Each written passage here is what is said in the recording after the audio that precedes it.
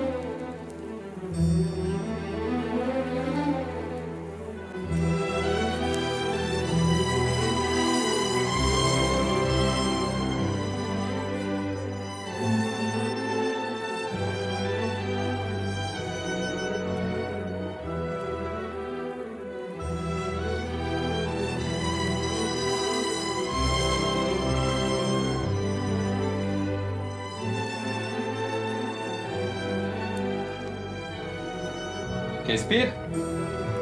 And cut. Okay, you look good? Oh, well done. That's what we've done with your library. I think we're ready to go, aren't we? Everybody ready? Yep. Rolling on sound? Rolling on picture? Oh, okay. So, what am I going to be doing here? Well, basically, the idea is to draw all 12 portraits from the life and time of Scrooge McDuck. All 12. Well, all right. Okay. And then we'll discuss your life story while you're doing it. Oh, I'll probably need 50 or 60 portraits to take care of all that time, but well, we'll give it a go. Well, we'll try with just 12 for the moment. All right. That'll be part 1. Okay, action. My name is Morgan Jekyll, and I've been following you in different tours in Europe. Now I know. And what's your name? What's my name? Yes. My name's Kino Don Hugo Rosa. Oh, that's an unusual name. Well, they added a syllable to it when I was about a year old. It was originally Don Hugo Rosa. When I was born, my father didn't name me after my grandfather, didn't name me Kino or Gioacchino. And for an Italian, that's a huge insult. Especially since I was his first American grandchild, male grandchild.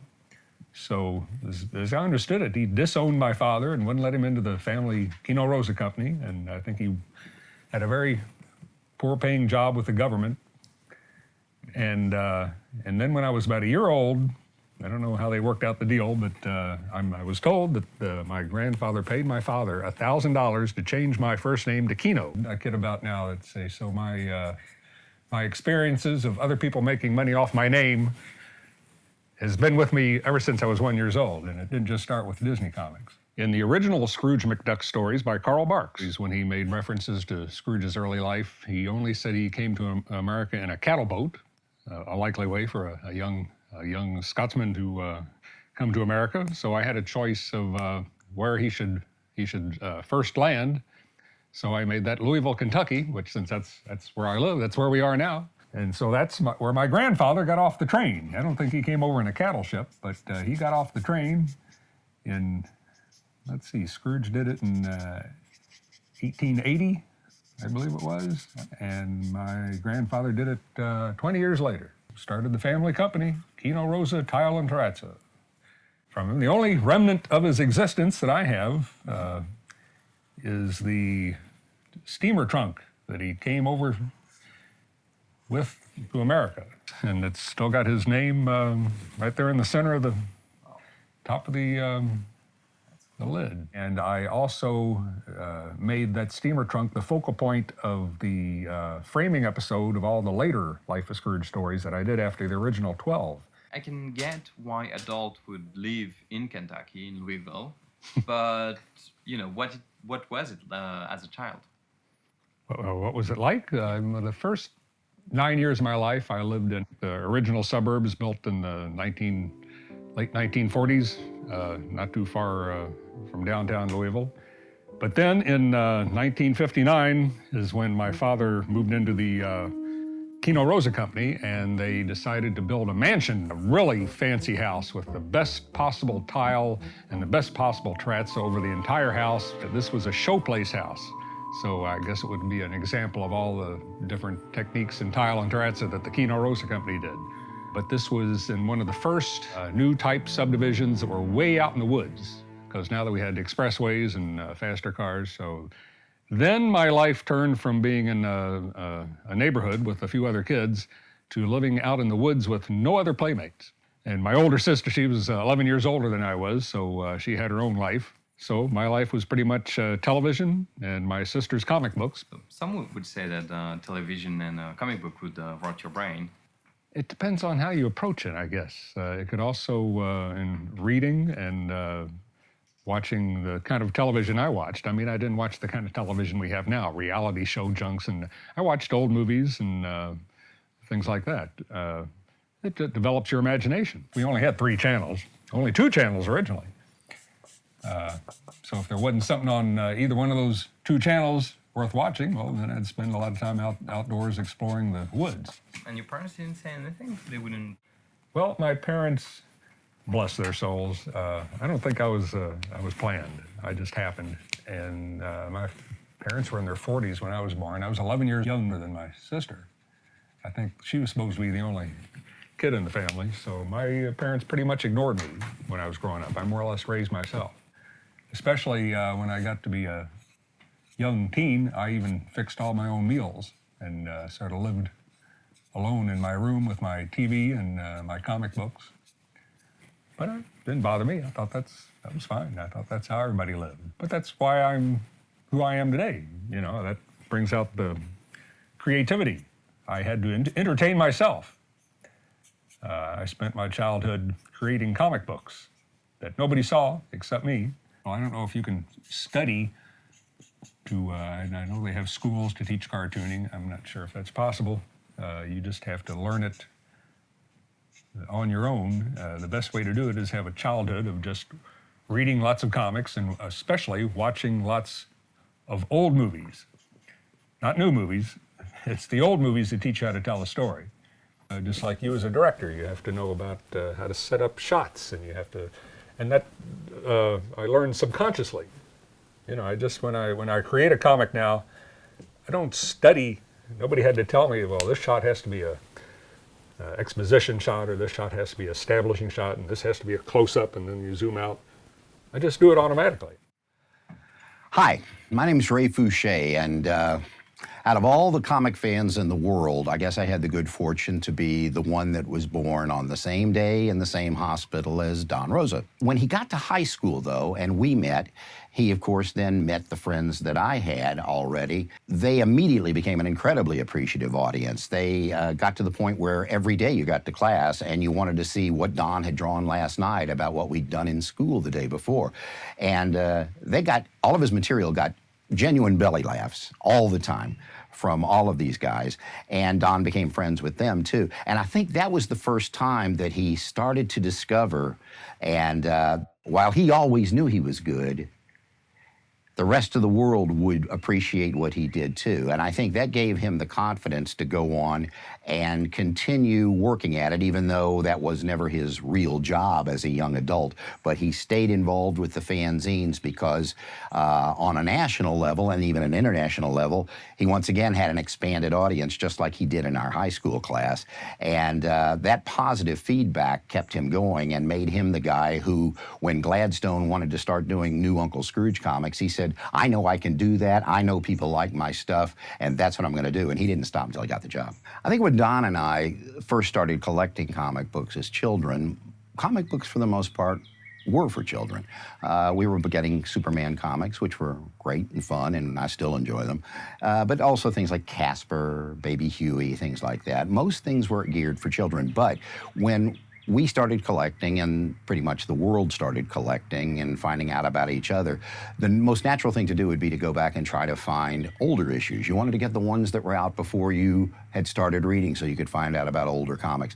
So slowly but surely, the comics from the generation right before us started to surface, and we realized that there had been some great examples of not just comics for kids, but some very mature products like the EC comics. And when we started reading those Barks Duck stories that we'd read as tiny children, we realized those fit into that same category as something that was a little bit more than just childish literature. And so I believe it was during that time that people started to see the past, that comics and the comic world in general started to develop its future. Because the young creators of that time saw what comics could be and started to realize it could be just as legitimate an art form as a novelist or a painter. You mentioned that you were reading the comics out of your sister's collection. Was there any that were your favorites? Oh gosh, yes, the same ones that everybody in America in those days liked the most of all, and still the same comics that everybody all over the world outside of North America now likes the best of all, is Carl Barks's Ducks. A lot of people who loved these comics would say they were by the good artist. I don't know if I don't remember recognizing art being different from one story to the next. I recognize the stories being different. I recognize some of these Duck comics had really funny, very interesting stories with human emotions, and I wasn't being talked down to. How old were you when you were reading those comics? I'm sure I was looking at them and drooling on them before I learned how to read. I mean, the house was filled with comics from the moment I was brought home from the hospital. That's one reason why people wonder why I take these characters so seriously, because they're as real to me as my parents were. They have always existed. It's not like Superman comics, which I started reading when I was maybe 12, or Will Eisner's Spirit, which I might have discovered when I was 14 or 15, or et cetera, et cetera. These comics always existed. So I can't really conceive that these aren't living, breathing characters, especially with the realism this good artist, whoever he was, or this good storyteller, imbued into these characters. And what I was wondering is, when did you start drawing comics? I've been drawing comics as far back as I can remember. To me, I didn't know they were comics, but they were more like movies. They were comedy movies. They'd always be stories, as near as I can recall, and I can't recall all the way back to when I was 2 or 3 years old. I mean, it was just weird, abstract things that were going on in my head. They were adventure stories, always comedies, of course, like the movies I saw on TV with Laurel and Hardy and Abbott Costello and so on. Some of the earliest comics I did, this is going to sound crazy, but this is how my child's brain interpreted the world. Movies on television, the old movies would be, I don't know if it was a matter of, you'd probably know this, speeded up, but they flickered. In fact, old movies are called flickers. This is the first time I've said this in an interview. I would have one page of the comic would be clear, and the next page of the comic, I would put pencil marks all over it, so it was dark. So the comic book would flicker. Oh, gosh, I wish we could still see them. And I've got every single one of them still. Could we take a look at them? Well, sure. They're out in the comic bin. I can go get a sampling of them for you. Shall I do that? we can wait. And that people would want to see them. Okay. Don't go away. Let's go. Okay, well, I went out in the bin and I brought back a small sampling of, there's all different shapes and sizes. This one, as I recall, is the first comic I ever did. Looks like maybe my sister gave me one of her school composition books. But it's The Adventures of Pluto. The one thing you'll notice is he's got a black nose. And this, I realized when I started doing the Duck comics, that this comes from Barks. I thought when a cartoonist drew a human being, he gave him a black nose. I didn't know those were supposed to be dogs in Duckburg, the non-Duck characters. I think the most interesting thing about this that proves that I saw this as television and not a comic book, after my first story, there's a commercial. Good orange juice. Good orange juice. I grabbed one other one. Looks like 1963, so we've jumped ahead quite a bit. think this is one of the later ones, but this is an example of my stick figures, my complete stick figures. So why did you draw him as stick figures and not, you know, humans or? Well, you see the background is very elaborate, and but it didn't matter what the people look like. It was the story I was trying to tell, and the stick figures just were simpler. I didn't have to spend that much time on each panel, so I was interested in telling a story. Wait a minute. These two books have Karl Barks story titles on them. Oh, these two, yeah, those are the last ones I was going to show you. These are, I guess, the last two comic books I did for my own amusement. The Golden Helmet and The Old Castle Secret. I loved those stories so much that I had to tell them to myself. I can't explain why I did this. I didn't show these to anybody, and I'm drawing real people. So I'm 1965. I'm 14 years old. I think we should show this to the camera under there, because it's Franklin, and I think he's gonna want to see this. Okay, here there. So Franklin, could you please zoom in into this? Here you go. Can you make a zoom? Yeah. So I duplicated The Old Castle Secret. That's an exact copy of the Barks panel, but all these are. And I'm putting real people in the place of the Barks characters, who I saw as real people. And I'd tell the story exactly the same, only I'd add a little bit more adult features. I think people were murdered in my version, you know. Well, you were a teenager then. More importantly, it was I've seen old movies, and, you know, detective and people got hurt, they got killed. And I noticed they weren't doing that in these kids' comic books. So that was the only difference I made. My version of Scrooge, he's smoking a pipe, because in the movies they smoke pipes. Got the cane. He looks the same age too. Like, something I've never realized reading the comics is that Scrooge is really old. Oh, yeah. And you seem to have picked that up automatically. Well, sure. He talked about how long he'd been in Duckburg. Sometimes he'd mention that he built the money bin. He'd built that 80 years ago, which was a little too long ago, but I mean, that's a long time. And he talked about being in the cattle wars on the old frontier, and he talked about working on riverboats in the Mississippi. I knew this was an old character who had adventures through a lifetime that we weren't even learning about. But here he is in his at least mid-80s, and he was still having the best adventures in comic books. This was a character who there was a lot more to him. Hei, minä olen Katja Kontturi. Olen tutkijatohtorina Jyväskylän yliopistossa musiikin, taiteen ja kulttuurin tutkimuksen laitoksella ja olen Suomen virallinen ankkatohtori. Tein väitöskirjani 2014 Don Rosan Disney-sarjakuvien postmodernista fantasiasta. Mutta nykyisin tietenkin ajatellaan myös sitä, että fantasiassa on kahden maailman rinnakkaiselo. Eli on tämä meidän tavallinen normaali maailma, jossa kaikki tapahtuu luonnonlakien mukaan ja mitään poikkeavaa ei löydy.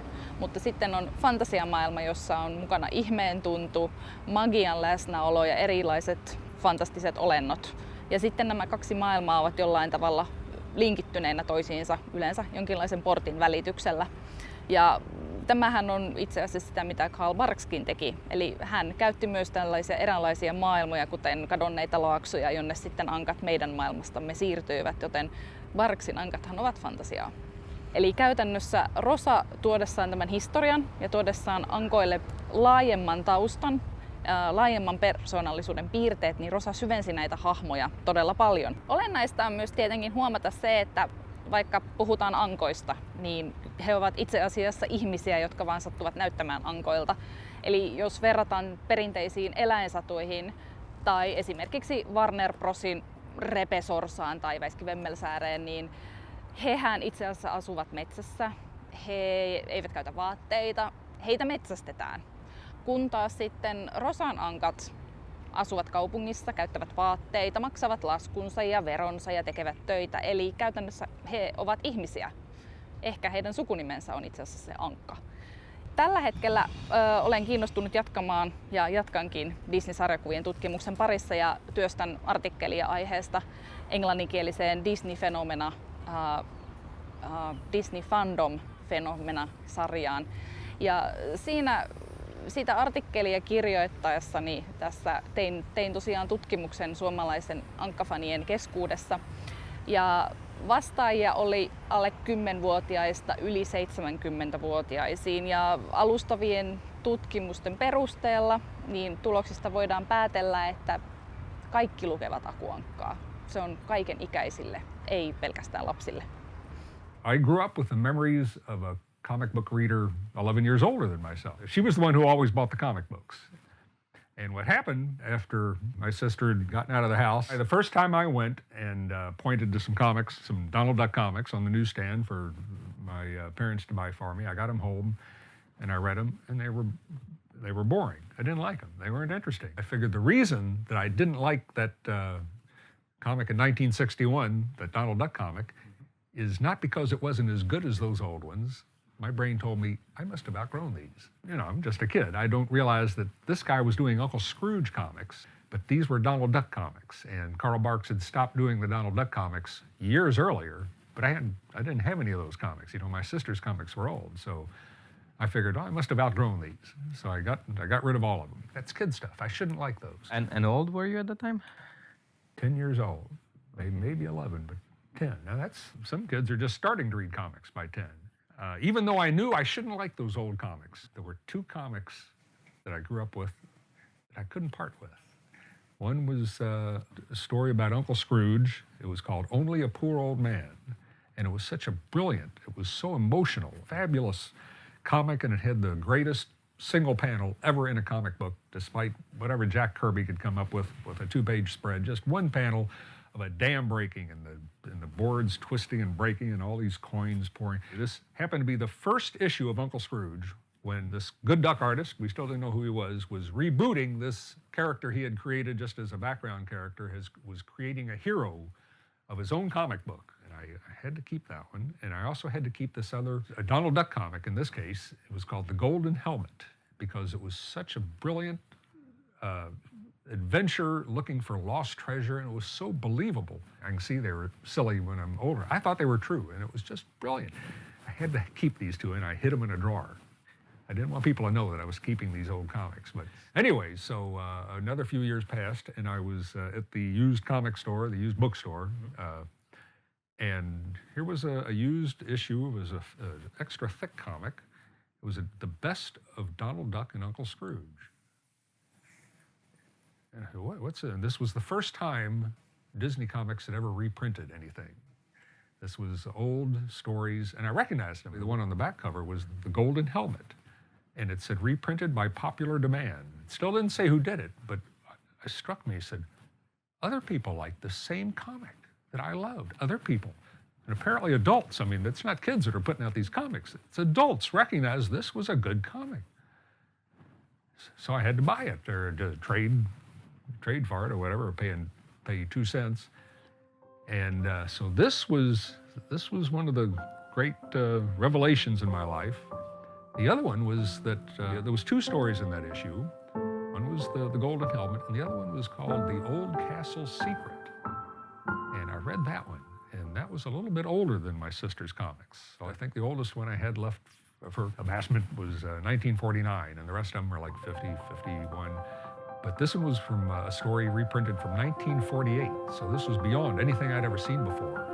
And this, I could see it was by that same artist, but it was incredible. It was scary, it was spooky. It was set in an old Scottish castle. It was like a movie. It was like scenes out of an old movie.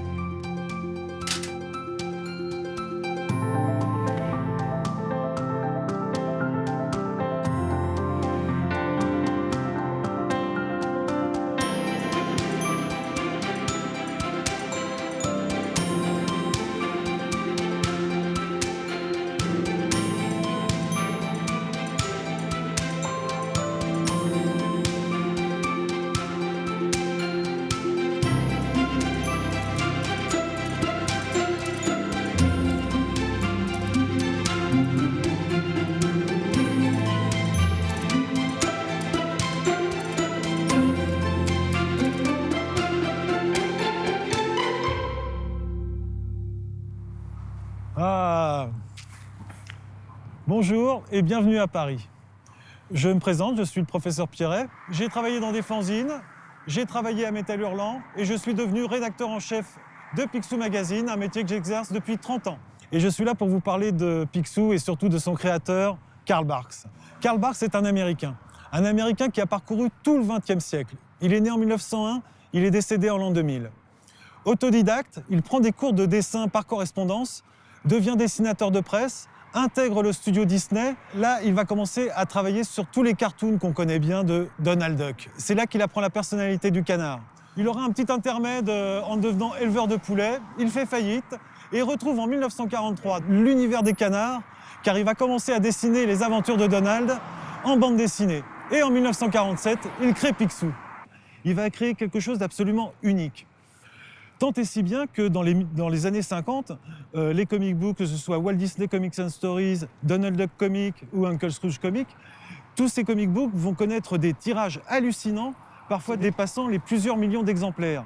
Évidemment, les lecteurs deviennent très rapidement des fans, et on peut noter des noms comme évidemment George Lucas, Steven Spielberg, et dans le milieu aussi de la bande dessinée underground, des gens comme Gilbert Shelton évidemment, mais aussi Robert Crumb. Robert Crumb qui, quand il était petit avec son frère, recopiait intégralement, case à case, couverture comprise, en couleur, les comic books de Karl Barks.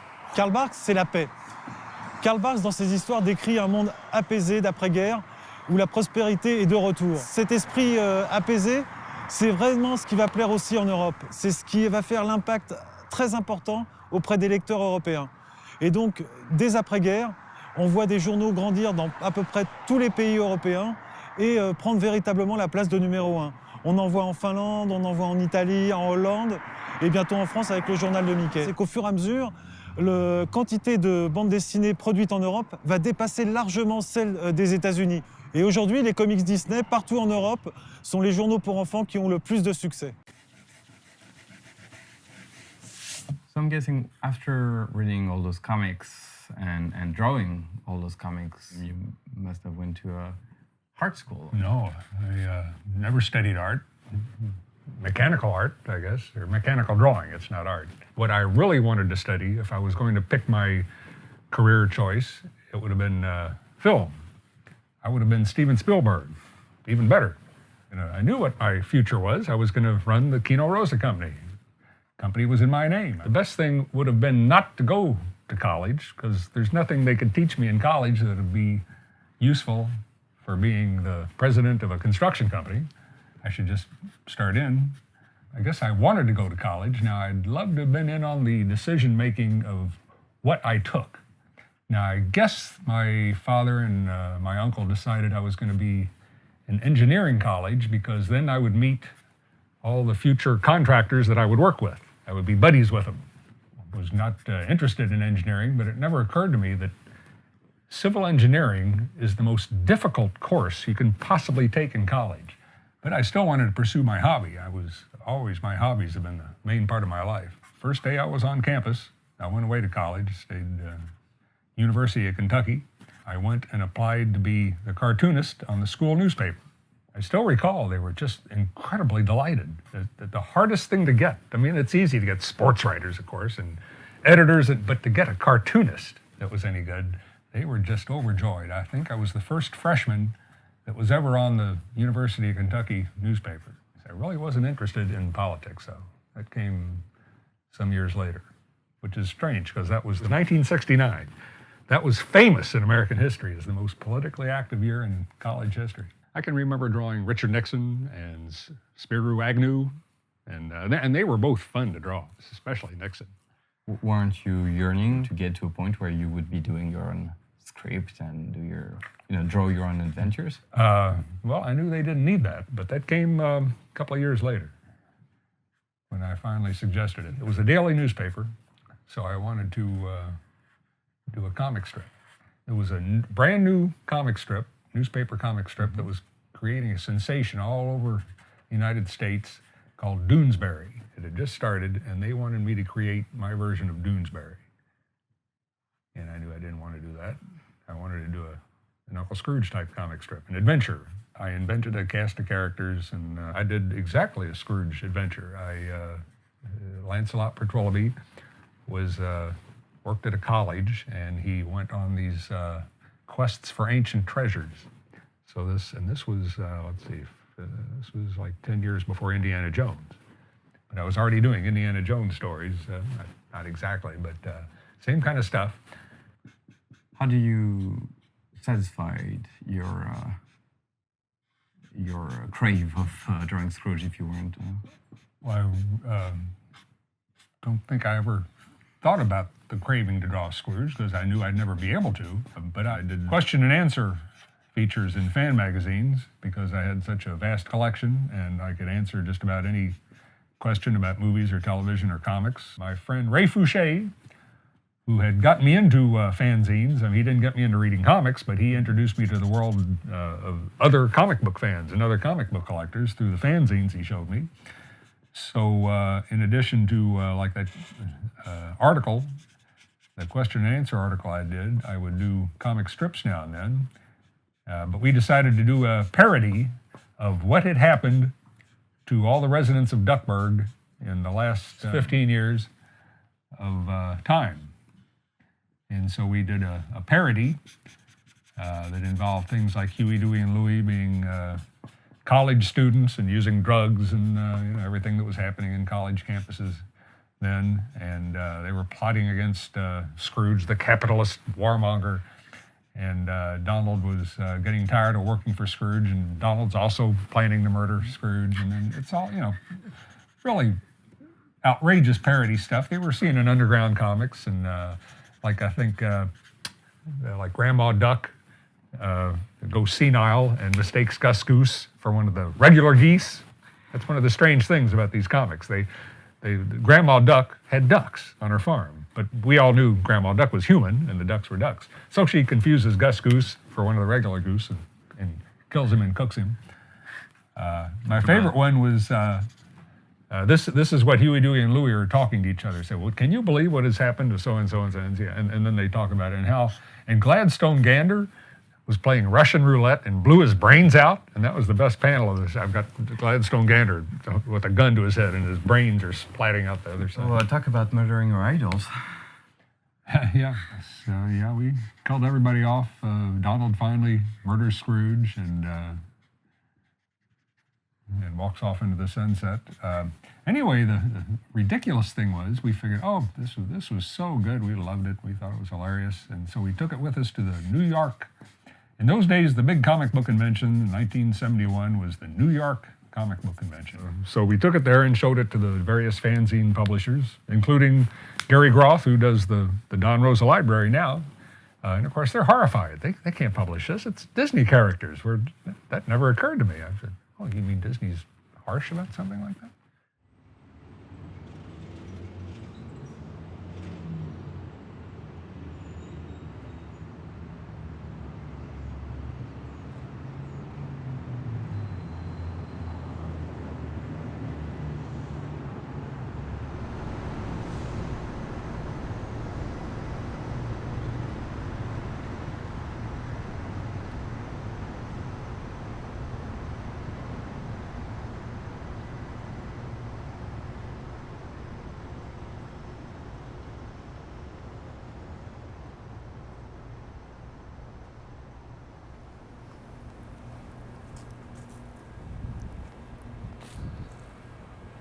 Hi, I'm Don Murphy. I'm a film producer. I've produced movies for 20 plus years, everything from Natural Born Killers to Real Steel and Transformers.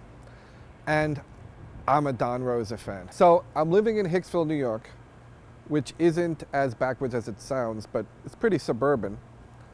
And I'm buying comic books from the back of old Marvel issues. And in one of them, there's the ad for the RBCC, the Rocket Blast Comic Collector. It had a lot of fan art. It had people talking about Tarzan and Buck Rogers, a lot of stuff that I was into at the time, and a lot of stuff that I didn't even know I was into at the time. The main thing I looked forward to in every issue of the RBCC was the Information Center, which was done by Don Rosa. And oddly enough, combined everything that I loved in one place, six or seven pages every issue. Again, we're talking, this is in the 70s, the internet's not even a dream yet. Fans from all over would write to him and ask him questions.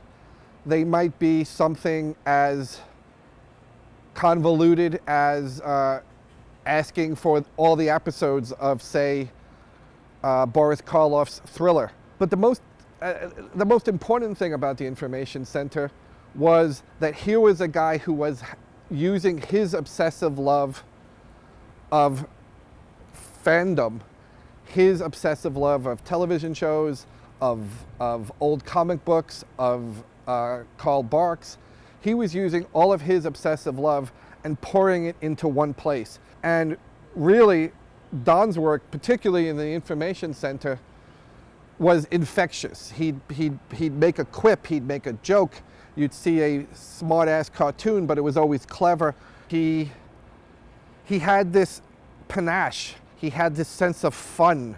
He had this sense of joy. When I ended up doing Transformers, one of the first things we did was we set up a message board.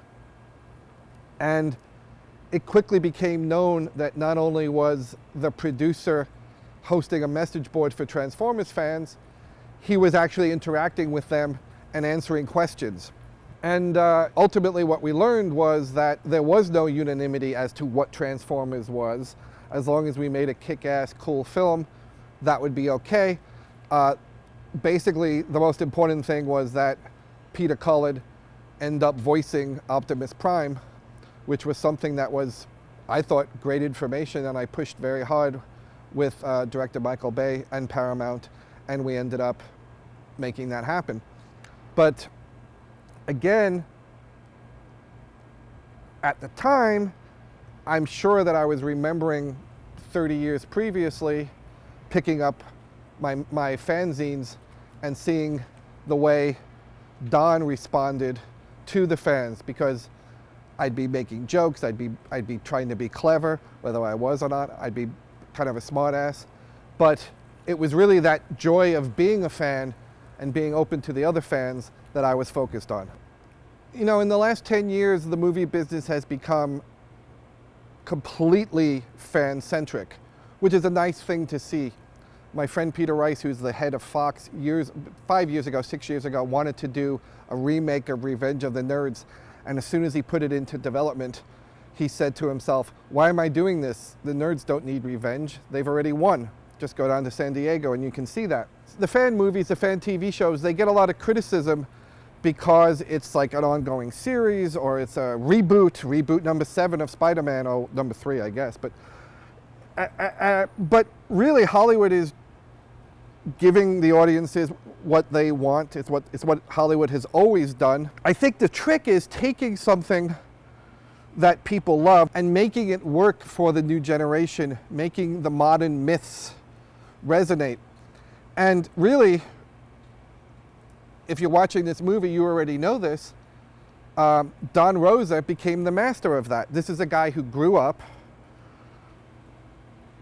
as an artist, enthralled by the stories and art of Karl Barks, and when given the chance, took the entire mythology of Karl Barks to the point that he was doing sequels to some of the stories and made them his own, made them, I'd argue, better, made them a worldwide phenomenon. And, you know, he's the reason why there are collections and documentaries to this day. He took something that was already popular, that already existed, but expanded upon that. And as far as I'm concerned, that is a very rare talent. You started drawing somewhat by imitation when you were trying to recreate those Barks stories when you were 16, Oh, yes. 14. But originally, I never imitated any artwork, you know, when I was doing my comics with the stick figures. I was just drawing because I didn't really care what it looked like. But yeah, when I found the Barks reprint comics and I wanted to tell that story sort of to myself, that whole thought process that I can't explain, but I just wanted to recreate that in my own hand just for myself. I was definitely imitating, not the figures, because he was drawing the cartoon ducks, but I imitated the backgrounds and, of course, the poses, and certainly the natural areas where they were in on the the rugged coast of Newfoundland and so on. I imitated all that. And I never really give people advice on how to draw, but sometimes when I'm talking to people watching me, they say something about they don't think it's right to imitate other artists. And I say, of course it is. That's how you learn. You imitate your favorite artists, but then you gradually develop your own style. So there's nothing wrong with imitation. So for someone who learned just by imitation, it's incredibly precise. Well, this isn't. This is the sort of thing I learned by imitation. That's how to design the characters or draw a castle. When sometimes they ask me at a convention I'm up at a stage and they have an easel standing up, and they'll say, "Please show us how you draw Donald Duck." And I say, "Well, I can't do that here at this easel. It's I draw Donald Duck sitting down very carefully with all my engineering tools, and you're asking me to show you how I draw Donald Duck when I'm standing at a 6-foot-tall easel with giant marking pens. It has nothing to do with how I draw Donald Duck." And then I'll say, "But what I will do is give you a demonstration on how not to draw Donald Duck." I show them how I draw it my way, and then I'll do a demonstration where I show them all the wrong ways a cartoonist would draw Donald Duck. Do you think we could actually show how not to draw Uncle Scrooge? I love that. Yes, that's my favorite demonstration to give. Because it amazes me more than anybody that this is how I actually do it, and I can make a living at doing something so insane. I mean, like right here, I would have drawn this with a 40-degree template, and that with a circle template, and his eyes with 30-degree templates, but well, I'll show you. So, should we try this on this one? All right, let's see. I'm going to show you if I was actually, this was going to be a published drawing. Mm-hmm. This would be like for a cover, because that's, normally I would draw Scrooge about that big, is the biggest he'd fit in a panel. So this is maybe a cover drawing, but I do it the same way in the panel, only smaller. The first thing I would do is, I know he's 3.5 heads tall. So let's see.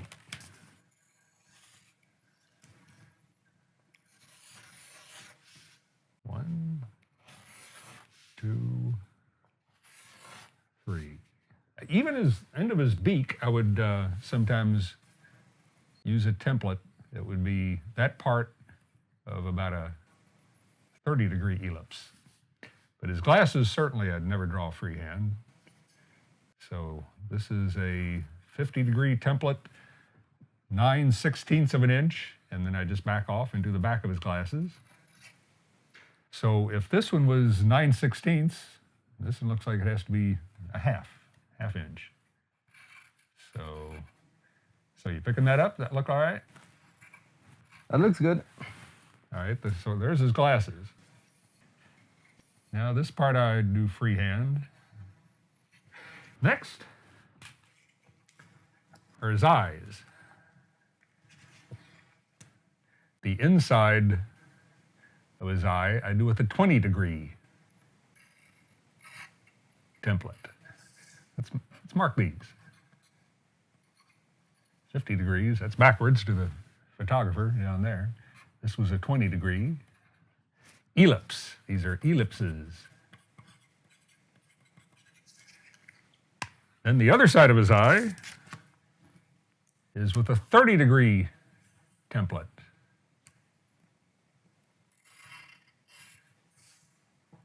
Fill in his eye.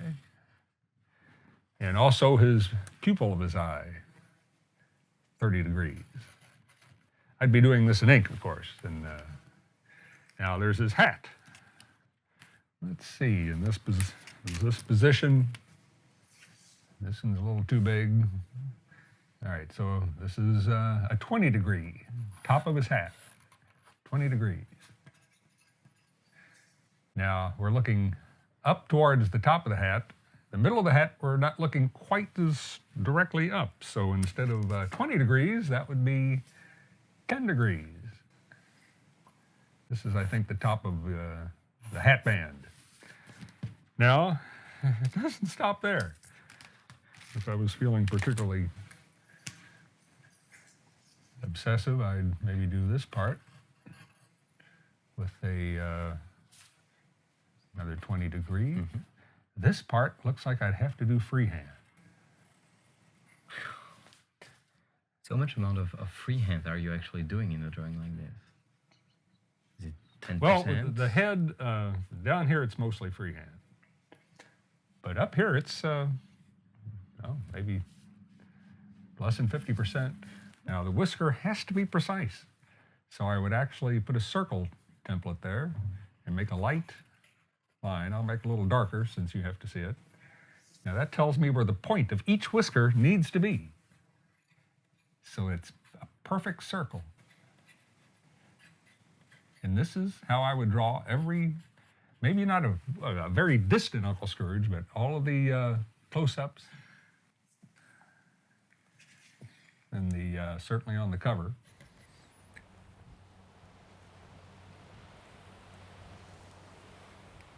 Ég Ari Arnbjörnsson. Ég íslenskur leikjaforritari í finnska leikjaiðnaðinum. Ég einn af þeim sem unnu að Angry Birds leikjanum, þar á meðal Angry Birds Friends og Angry Birds Star Wars. Við byrjum áskriftin okkar að Andrés og Andarblaðinu árið þegar ég fæddist. Eldri systir mín, hún var hérna vatnsrædd. Og pabbi mútaði henni, sagði henni, ef þú ferð í kaf, þá færðu áskrift að Andrés Sönd. Hún gerði það og hún fekk áskrift. Ég man þegar ég var krakki að Andrés og Andarblaði kom alltaf á þriðjudögum innan núna, snemma morguns. Og við vildum alltaf lesa Andrés Sönd yfir morgunmatnum. Þannig að við öll systkinin, það var alltaf smá barátta hver fengi að lesa Andrés og Andarblaði fyrst. Og ef ég var ekki fyrsti til að lesa, þá vildi ég ekki borða fyrir en ég fengi að lesa. Don Rosa sögunar stóð alltaf upp úr. Það var rosalega mikið af smáatriðum í þeim og ég sá alltaf strax, þetta skemmtilegu sögunar, þó áður en ég vissi hver Don Rosa var. Svo komst maður að því að hann var að fela svona smáatriði í sögunum, í bakgrunninum og meira að segja með þessar skammstafinar, DUCK, D-U-C-K, sem stendur fyrir Dedicated to Uncle Carl from Kino. Og það var alltaf bara leit að finna alla þessar sögur. Við vorum að búa til Angry Birds Friends og mér langaði rosalega mikið að setja inn eitthvað svona smá easter egg í leikinn, með smá innblástur frá Don Rosa. En ég meina Angry Birds, þetta svona alþjóða fyrirbæri, þetta alþjóða leikur og þú fær bara ekki að setja inn eitthvað svona easter egg út af því að liðið vildi setja inn. En svo rétt áður en við vorum að klára leikinn, kemur stjórinn til mín og hann spyr mig, Ari, þú vildir eitthvað svona easter egg í leikinn, það ekki? Og ég sagði, jú. Og hann segir, hvað segir að við setjum inn Golden Egg, sem svona smá easter egg leikur í sjálfum sér í Angry Birds þegar þú smellir á það og færðu extra level til þess að spila. Og hann segir, hvað segir að við setjum það í kreditslistan, í nafnið þitt? Ég var rosalega ánægður, bara já takk, og ég fekk það í sinnafninu mínu, í staðinn fyrir Arnbjörnsson í öð, settu gull egg þannig í nafninu mínu. Það var nokkuð töff. Það er kannski smá líkt með Angry Birds leikina og Don Rosa myndasögunar. Með að í Don Rosa myndasögunum, því meira sem setur í þær, að lesa smáatriðin, því meira færðu úr þeim. Og það er svolítið eins með Angry Birds leikina. Við erum með aðdáendur sem eru þeir vilja finna öll leyndamálin. Þeir fara online á forums og þeir vilja finna öll þessi páskaegg, easter eggin, golden eggs. Og þegar þeir gera það, þá finna þeir nafnið mitt. Klikkaðu á nafnið í credits, Ari Arnbjörnsson. Og það er svona, mér finnst það eins og það sé mín útgáfa af DUCK, að fela DUCK, þannig að það sé ekki í öllum. Ég held að yngri ég væri stoltur. When I found out that I was going to have a chance to write and draw The Adventures of Uncle Scrooge, I knew I was going to be doing it for myself. It turned out that doing it for myself, I was also doing it for fans. Even if they had told me, well, if you use soccer balls or cell phones or computer games, your stories are going to be immensely more popular and you'll make more money. But I didn't care if they were popular or not. I was going to do stories just for myself. I was going to set the comics in the period that I was reading them. Well, the comics that I read were set in the 50s because they were old. Partly it's as if I was creating a comic and sending it back in time to myself, sitting on the living room couch, reading a stack of my sister's comics in like 1957. But the other way that I would sort of interpret it, if somebody growing up in the 50s thought that he loved the 1950 1955 New York Yankees baseball team. And he decided he was going to be a pitcher, a baseball pitcher when he grew up. Like 30 years later, he got a chance to be a pitcher on a Major League Baseball team. In my case, I didn't just become a pitcher on a Major League Baseball game, I became the pitcher of the 1955 New York Yankees. That made it even more incredible. Of course, the editor wouldn't allow me to tell, I don't know why it was such a big deal. It's like if I had a calendar in the background of a picture that said 1954, some child's head would explode or something, or they would just stop reading it because they wouldn't pay any attention, but that would be a detail for the older readers. But so that's what I do. I'd hide in places where the editor, because the editors aren't that bright. They don't see all that stuff. The fans are much smarter. They see all the details. So I would put a business ledger on Scrooge's desk that would say 1953 on it. I'd sneak little things in there. So it would be kind of a challenge to make sure I didn't have anything that was anachronistic. Sometimes I go to great lengths. I remember I was doing a story once set in India, and they were talking about the value of a rupee. He paid so many rupees for an elephant.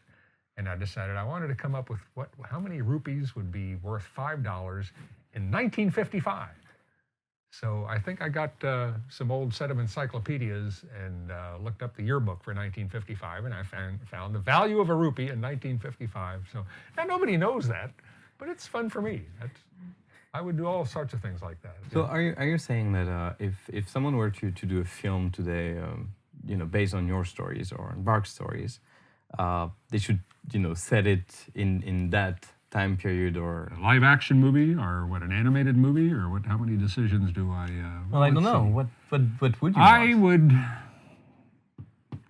I used to think, when I tried to think about this about 30 years ago, I thought for Donald Duck it had to be somebody with a wry sense of humor and just a deadpan anyway, I came up with Charles Grodin. I don't even know if anybody knows who Charles Grodin is. He was big back in the 70s, but I stopped thinking about that or worrying about when they would set whether they set it in the present. I just don't care. I don't want anybody to make a film about these characters because there's only one company that would do it, and that's Disney. And they don't deserve to make a penny off these characters because they didn't create them. These are Carl Barks' characters. That's the only interest I have in him is the Carl Barks' stories. I don't want Disney to spoil his memory of his characters. I don't want them to make a penny profit off of it. I thought about this new DuckTales thing. People say, "Oh, are you going to be involved in that?" Of course not.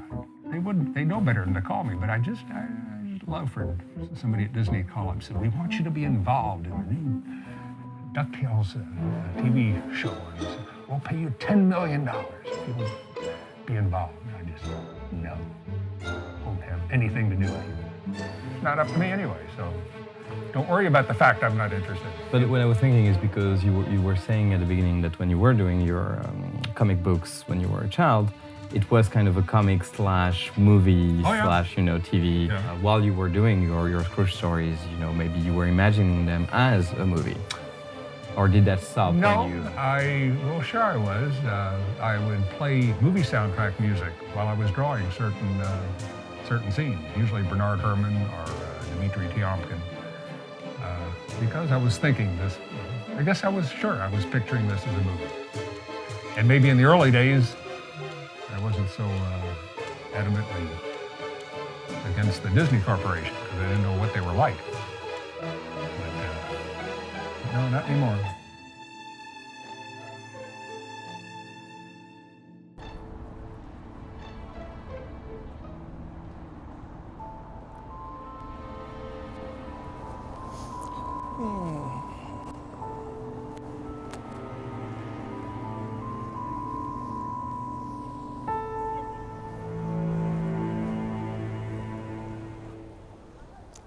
Hei!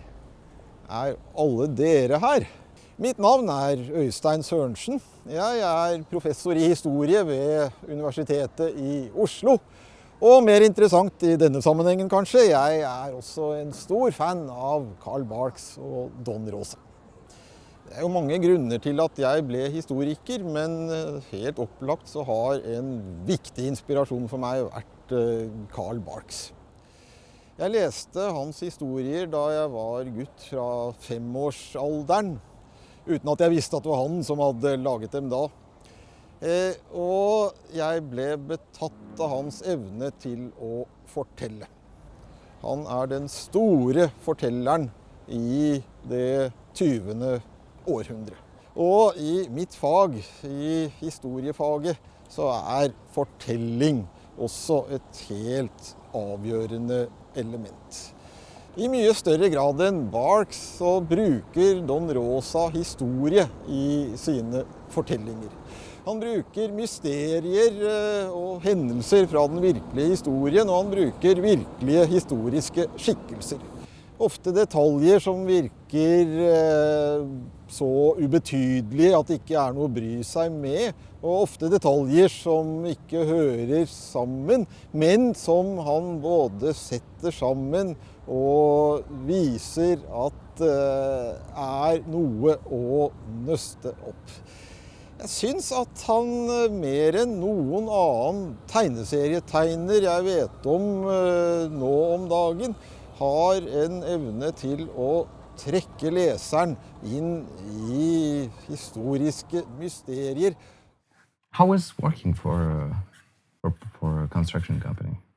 Well, I started out when I got directly out of college, had a degree in civil engineering. I went to work in manual labor, just the lowest on the hierarchy of workmen. I was just a helper. That was more useful than college. Then I was learning the business from the ground up, actually what it's like to do the hardest part of the job. I did that like the day after I got out of college. It's one of the reasons I decided at some point that I'd worked too long. I'd been working since I was like 16 years old, maybe 15 years old, full time. If I wasn't in school in summers or even on Christmas vacations, I was working at the Kino Rosa Company. So I never had much of a childhood, never had any kind of social life in that regard, but that was okay. I had plenty of money for a kid my age, could buy comic books. I'd been interviewed a number of times for being a comic book collector, and I was already a sort of a local, not celebrity, but a local character, I guess. And so one day the editor of the local Saturday magazine, entertainment magazine, called me and wanted me to do a weekly comic strip. And I took Lance Bertwilloughby, my same character, and turned him into a comedy superhero. In Captain Kentucky, after Captain America, I would actually use actual local personalities, politicians, TV personalities, and I thought this would be a major sensation. Right away, I could tell there was something wrong because there wasn't any kind of reaction from the readership. So how did you got from, using your own characters and working at a construction company to be drawing this? Well, I think I'd given up doing Captain Kentucky. I decided Americans just weren't interested in the kind of comics I like to do. And I don't think it was Americans. I just think nobody was interested in what the kind of comics I still liked. They were something of the past. So I actually put away the drawing table, put away all my meager amateurish art supplies I had, put them away in the basement, and I thought I'd never draw again. That was part of my life was over. But then in 1986, I was still a comic book collector, and I went to a local comic book shop, and I saw Walt Disney Comics on the stand again. In America, they had gone out of business, been discontinued sometime in the early 70s. So this was 10, 12 years later, and an artist named Don Yippes was imitating Carl Barks' art on the cover of this comic. And the first thing that struck me was, I knew everything there was to know about Carl Barks, and here was a Carl Barks cover that didn't exist, and it's right there in front of me. I bought that and saw that this was a company that was run by people I knew. These were comic book collectors, Bruce Hamilton, Byron Erickson. These were people I'd known for years as comic dealers and Barks fans. Bruce Hamilton had gotten the license to publish Walt Disney licensed comics across all of North America because nobody else wanted it.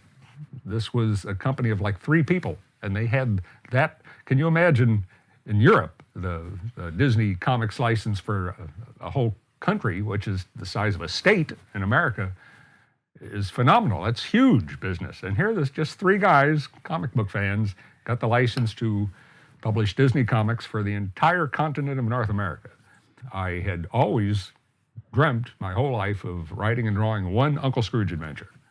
So I literally called Byron Erickson up. I told him, in case he didn't know it, that I was born to write and draw one Uncle Scrooge adventure, and it was my manifest destiny. I actually use those words, and he'll confirm that. But as far as I knew, I just wanted to do one, because I knew what I was going to do for the rest of my life was run the Kino Rosa company. That was a company by then was like 85 years old. I was proud of it.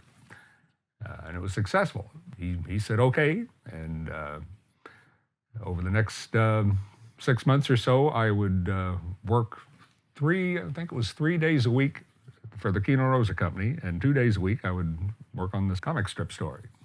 And what I did was turned one of my Pertwillby adventures that I'd done in college. It was the same plot, but I had to rewrite it for the actual Parks' Duck characters, and did the story called The Son of the Sun. They published that, I think, early in 1987. But then a few things started happening, like in the very first Harvey Awards, it's named after Harvey Kurtzman, which were the precursor. Well, they still have the Harvey Awards, but they've been overshadowed by the Eisner Awards now as the main awards, only because Eisners are done in San Diego, which gets too much attention as a comic convention, and the Harveys are done in Baltimore. And my Son of the Sun story was nominated as the best comic story of the year. And this is in a world of superheroes.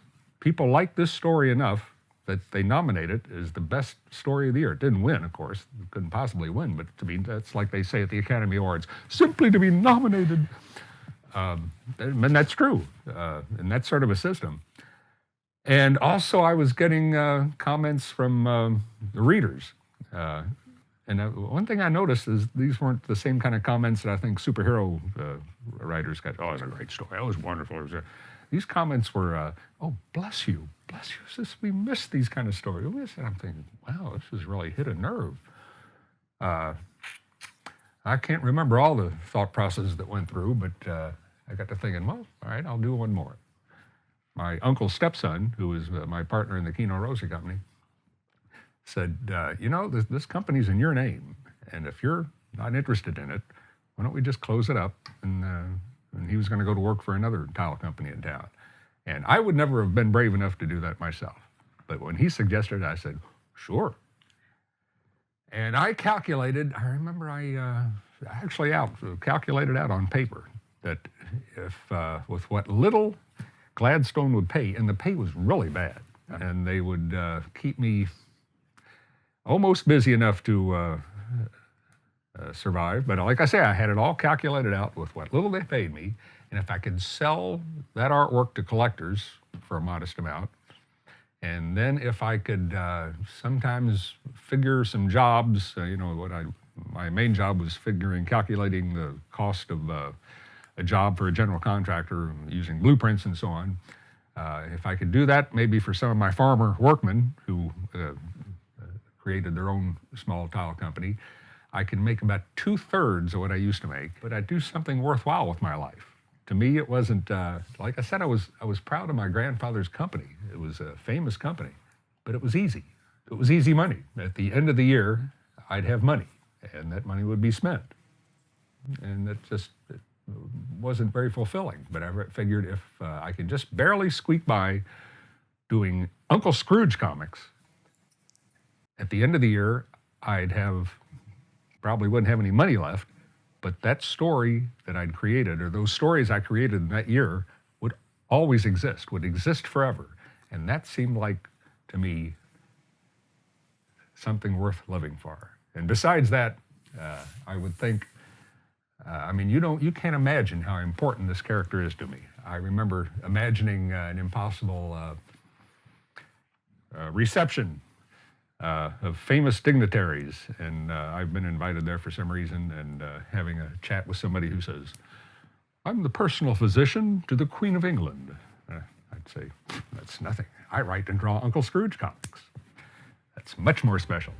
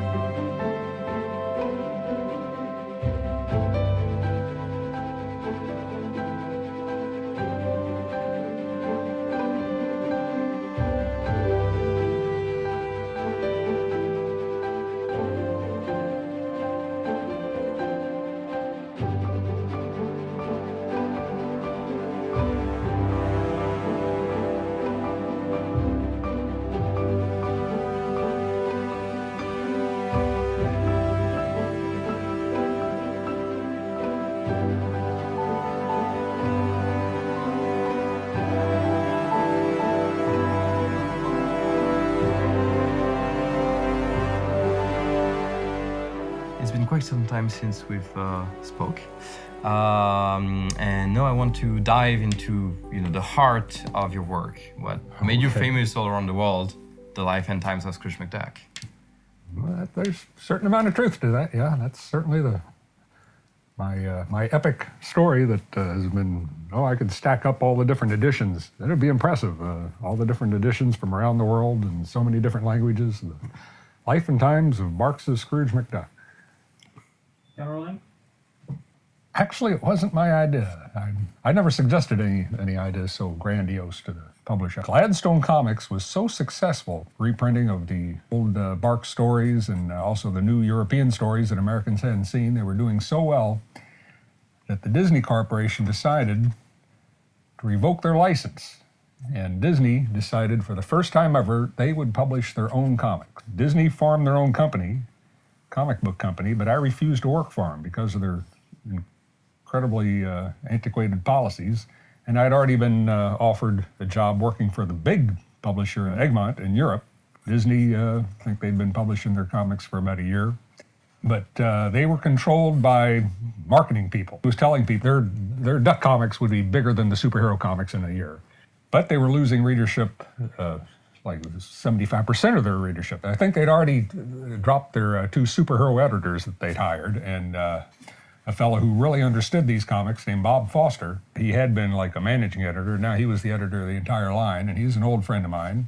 And he called me one day, and he said that the marketing people had told him that he was going to imitate the current superhero kind of comics and do a mini-series. And he had to create a mini-series on the life of Scrooge McDuck. And he said there's no way they could do it. He didn't have anybody who knew that much about Scrooge McDuck. Nobody at Disney knew anything about this character because, as we know, he's not a Disney character. He was created by a freelance writer and artist named Carl Barks for an independent publisher named Dell Comics. I said, let me talk to my editor at Egmont. And then, if Egmont does it, it's available to Disney for free. They don't even have to pay me or anybody else to do it. I called up the editor at Egmont over in Copenhagen, their main office, and I said, the Disney company is thinking about producing the life story of Carl Barks' Scrooge McDuck. It's going to become the official version just because it's coming from this show-off organization over there that's going to push it on everybody. This character in these comics, I've always thought was the moral property of Dell Comics and Carl Barks. Dell Comics is gone. Carl Barks retired decades earlier.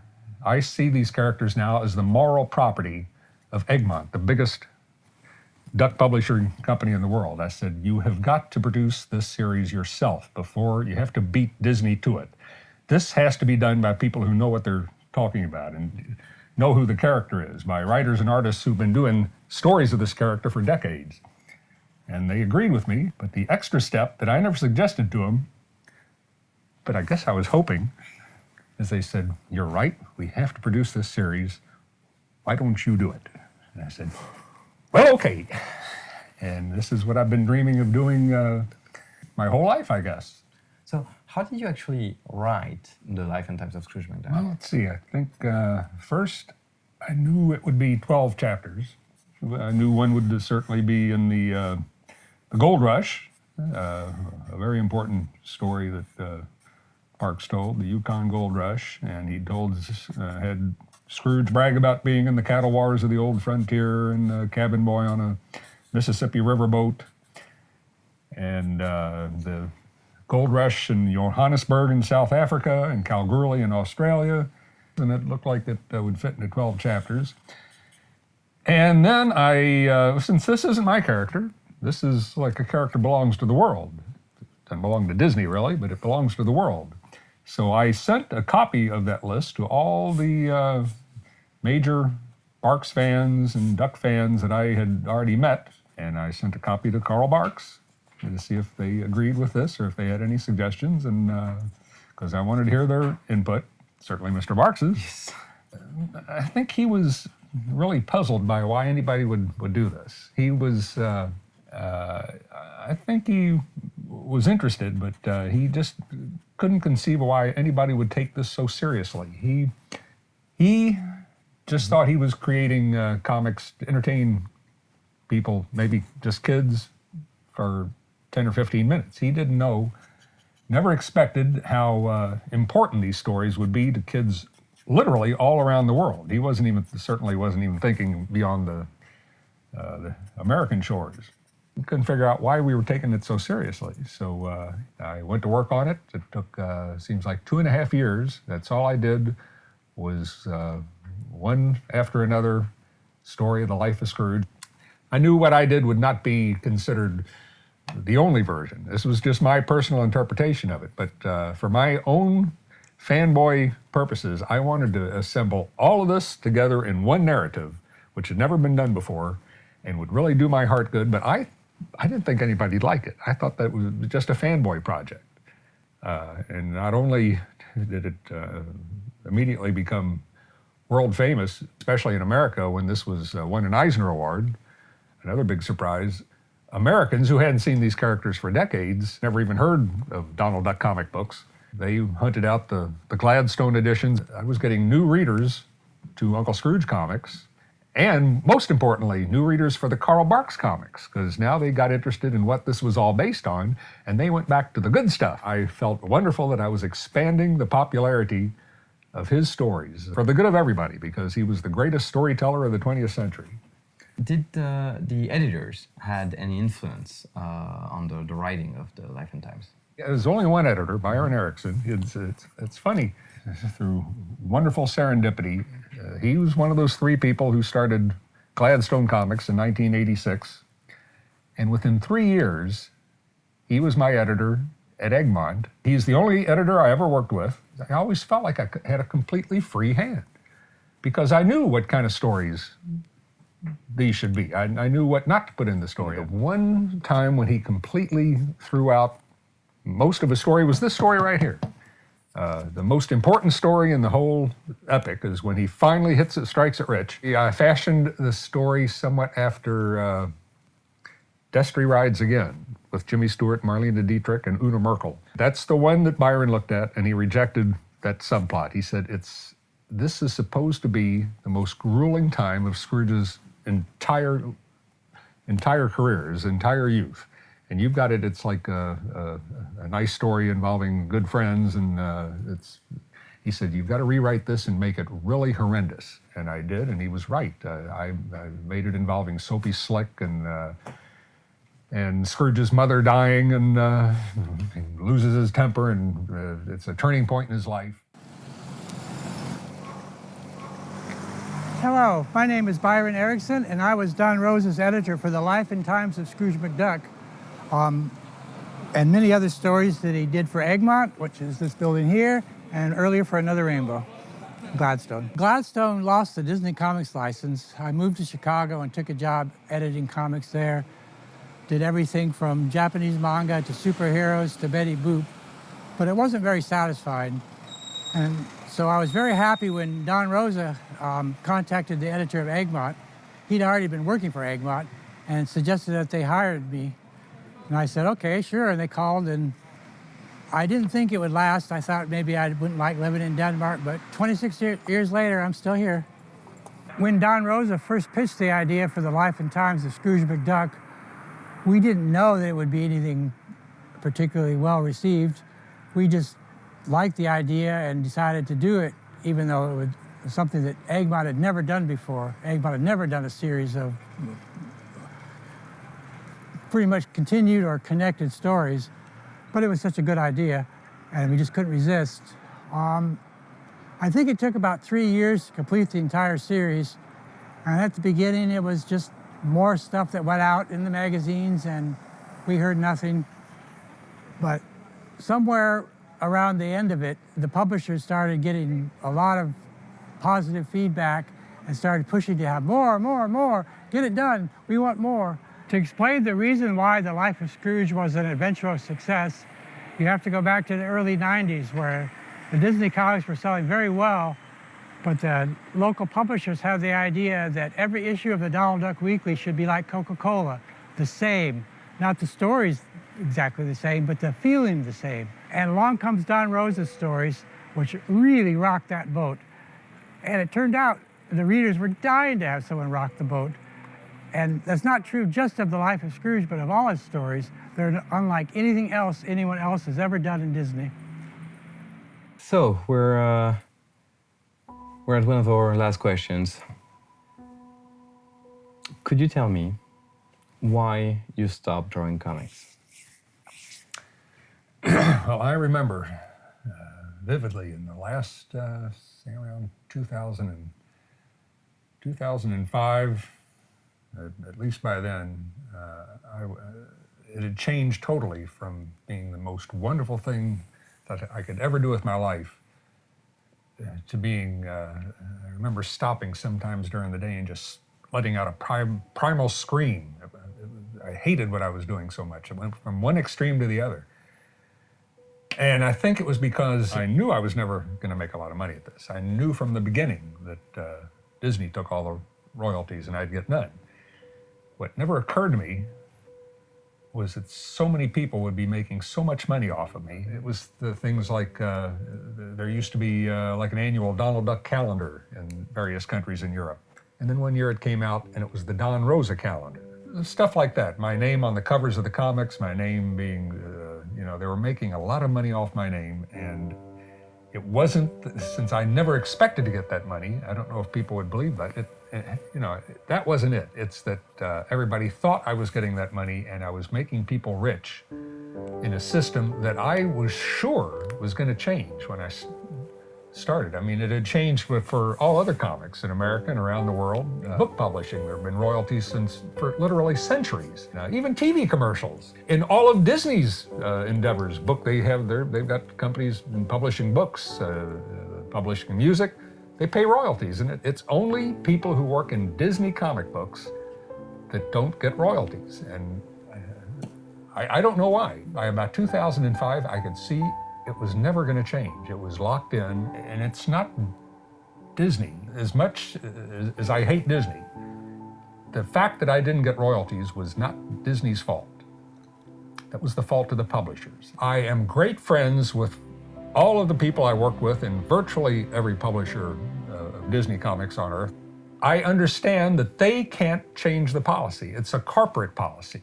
They can't, show up for work one day and say, you know what, Don Rosa deserves royalties. He deserves a 10% royalty on this like Disney does. That poor guy'd be out of there in a moment. They'd fire his butt instantly. And they all feel for me, but there's nothing they can do.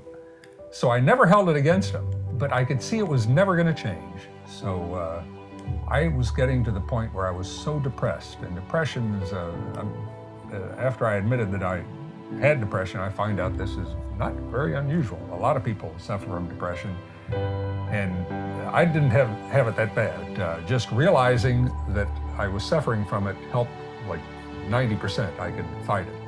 Other people aren't that lucky. They have to take medicine and so on. I had to do something.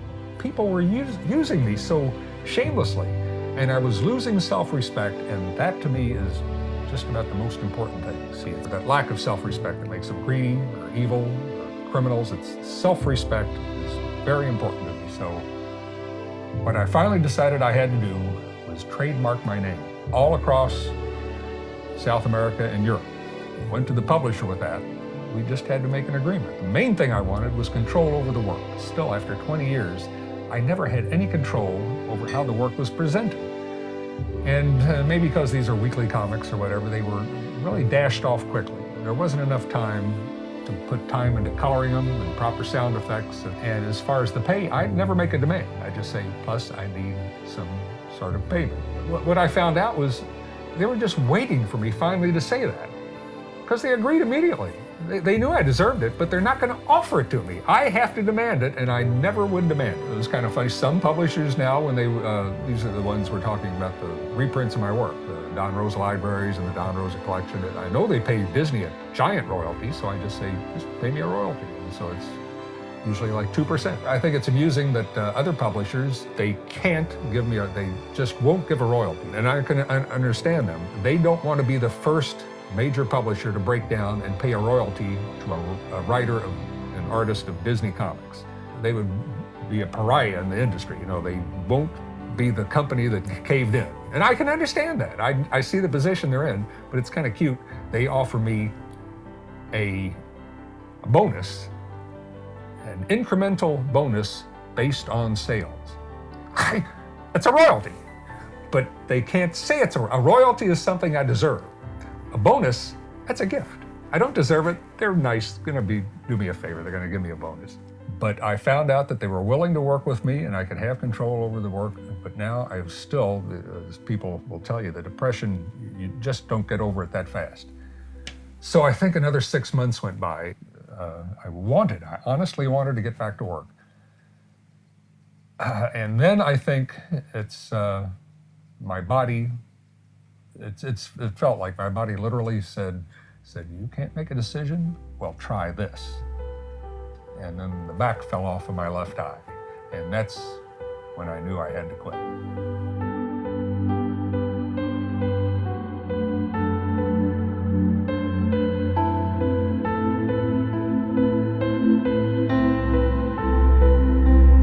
Minä olen Tuomas Holopainen, suomalaisen Nightwish-yhtyeen kosketinsoittaja ja biisin kirjoittaja. Ja lisäksi 3 vuotta sitten tein soloalbumin, joka perustuu Don Rosan upeaan Roope Ankan Elämä ja teot -kirjaan. Ja tämä kyseinen levy pääasiassa nauhoitettiin tuossa takana näkyvässä rakennuksessa Petrax Studiossa täällä Hollolassa. Musiikin tekeminen ei mulle oikeastaan ole mikään unelmien täyttymys, koska musta piti tulla meribiologi. Se oli mun unelma-ammatti jo 5-6-vuotiaasta lähtien. Ja päädyin sitä opiskelemaan noin puoleksi vuodeksi, mutta siinä vaiheessa Nightwish alkoi saada vähän tulta alleen. Puhutaan vuodesta 98-99, joten päätin katsoa, että miten pitkälle sillä hommalla pääsee. Ja nyt 21 vuotta myöhemmin niin samalla tiellä ollaan ja hyvältä tuntuu. Yksi iso asia, mikä on säilynyt näihin päiviin saakka aivan 2-vuotiaasta lähtien, on Aku Ankka ja Disney-sarjakuvat. Jokainen suomalainen saa annoksen Akua jo äidin maidossa. Kaikkihan sen tietää. Ja Ankka on ollut mulle tosi tärkeä asia läpi elämän. Olisiko ollut 90-luvun alussa puolivälissä tuli tämmöinen uusi ankkataiteilija kuin Don Rosa. Ja varsinkin hänen tarinansa aiheutti mun pää sisään semmoisen tunnekuohun ja melun, musiikin pauhun, että tajusin, että tämä musiikki täytyy jollain tavalla saada ulos täältä päästä. Joten ajatus tällaiseen soundtrack-levyyn hänen tarinoistaan syntyi jo vuonna 1999. Ja sitten 15 vuotta myöhemmin se näki päivänvalon. Vuonna 2012, kun tämä projekti alkoi konkreettisesti saamaan päivänvaloa, mä tapasin Don Rosan. Hän oli Helsingissä sainaamassa kirjoja ja esittäydyin ja kerroin hänelle tästä ideasta, mitä olin tekemässä. Ja hän kohteliaasti hiljaisesti kuunteli tätä eikä uskonut sanaakaan, mitä mä sanoin. Kukas häntä voisi siitä syyttää? Tän näköinen kaveri tekee ankoista soundtrackin. Mikä ettei. Mutta me sitten Kirjoitin hänelle useita maileja ja kerroin, että tämä asia on oikeasti tapahtumassa. Meillä on Lontoosta varattu orkesterit ja kuorot, biisit on demotettu. Niin siinä vaiheessa hän sitten luulen, että otti asian vakavasti ja suostui jopa tekemään levylle kansikuvapiirroksen. Joten kaikki tapahtui suhteellisen nopeasti ja tämä levy on varmaan kivuttomin levy, mitä on koskaan tehnyt. Biisit tuli tosi helposti, lyriikat samoin ja se nyt vaan johtuu siitä, että ne biisit oli pyörinyt päässä sen 15 vuotta vähintään. Ja Rosan tarinan kerronta on niin elokuvallista, että ei se tarvinnut kun laittaa se hänen kirjansa nuottitelineeseen, katsoi niitä kuvia, lukee niitä tarinoita koskettimien eessä, biisit tuli kuin itsestään. Se oli elokuvamusiikin tekemistä elokuvaa, mitä ei ainakaan vielä olla vielä tehty. Projektin ehdoton kohokohta mulle henkilökohtaisesti oli se hetki, kun Don Rosa tuli tänne Petraksille ja kuunneltiin tämä levy yhdessä läpi ensimmäistä kertaa. Ilme hänen kasvoillaan ja se suuri karhuhalaus sen kuuntelusession päätteeksi niin oli kyllä yksi elämäni ikimuistettavimpia hetkiä. Ja siinä vaiheessa hän ei ollut enää 5 vuoteen kirjoittanut uusia tarinoita, mutta silti tuli tänne ja saateltiin yhdessä tämä projekti loppuun.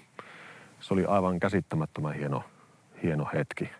Ja tämä levy on mun tapa kiittää häntä kaikista niistä tarinoista ja voisiko sanoa jopa elämän oppitunneista, mitä hän on tarinoilla minulle ja miljoonille muille antanut.